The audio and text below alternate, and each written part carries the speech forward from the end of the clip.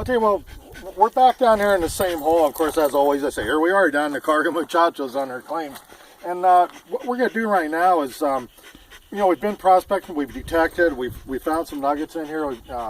But what we noticed on this area down here is there's layers of different stuff. Yesterday when we were working with Kevin Hoagland down here, he came across some really interesting rocks mineralization. You can see there's a layer right through here, and we're pretty excited about it. What I want to do is, I'm not going to do much with it today. We're just going to dig some out, but I wanted to show you where it came from. And what we're going to do is we're going to take some of this sample right through that layer.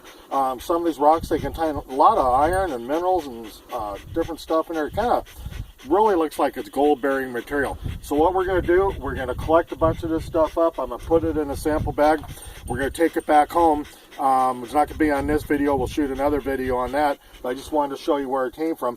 At home, we're going to grind this stuff up, pulverize it, and then I'll take it down to the shop and we'll use our XRF. That's X-ray fluorescence. It's an analyzer, and of course that's what we do at the shop. We do assaying on that, and that's going to give us a good indication of what this material holds on it, and hopefully it's going to show it has a lot of gold in it.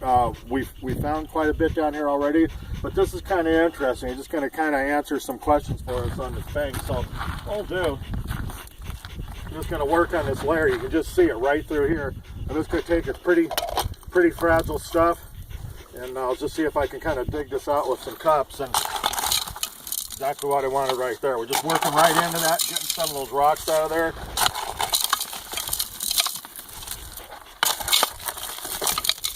We're right in that layer with that clay-like stuff.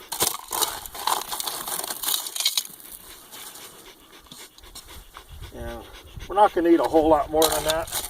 Now, if we were doing this commercially, I get a lot of people will bring me a sample from their claims or send it to me, and they'll say, oh, I've got this ore, and what they'll do is they'll look at their pile ore, they'll look at the thing, and they'll say, oh, there's a good spot right there, and they'll pick the very best spot, the very best sample of it, and send it in, and heck, it might show 2 ounces per ton worth of gold. Well, that's not really a good sampling. If we were going to do this commercial, we were worried about doing this whole area, I would start down there got 100 feet or so, and I'd sample there and come another 20, 30 feet, sample there, sample there, sample there, work all the way down the bank and get all these samples. Then what I'd do is I'd grind each of them up, homogenize it, in other words, blend it up, and then take a piece out of each sample, of each spot, each dig hole that we did, and then blend all those together, and homogenize them some more. Maybe classify that down to a -30, -40, make some separate piles out of it, and then take a piece out of it. So what I'm getting at is you sample the whole area. You want a good representative sample of everything. If we just took our best piece and say, wow, that's got a little speck of gold on it, when you assay that, it's going to show a fantastic amount of gold, but that's not representative of the sample. It's just representative of that rock with that one little speck of gold. So really what you do is you'd make a whole bunch of samples and go down there. That's not what we're doing here.